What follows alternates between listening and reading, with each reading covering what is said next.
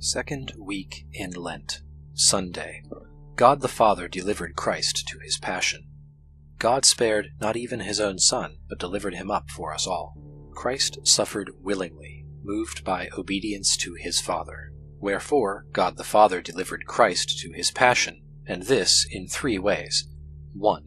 Because the Father, of his eternal will, preordained the passion of Christ as the means whereby to free the human race. So it is said in Isaiah, "The Lord hath laid on him the iniquity of us all."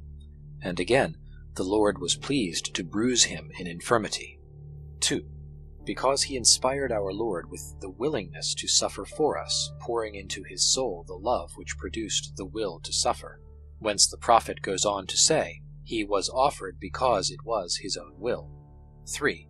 Because he did not protect our Lord from the passion, but exposed him to his perpetrators. Whence we read in St. Matthew's Gospel that, as he hung on the cross, Christ said, my God, why hast thou forsaken me?" For God the Father, that is to say, had left him at the mercy of his torturers. To hand over an innocent man to suffering and to death against his will, compelling him to die, as it were, would indeed be cruel and wicked. But it was not in this way that God the Father handed over Christ. He handed over Christ by inspiring him with the will to suffer for us. By so doing, the severity of God is made clear to us, that no sin is forgiven without punishment undergone, which St. Paul again teaches when he says, "God spared not his own Son."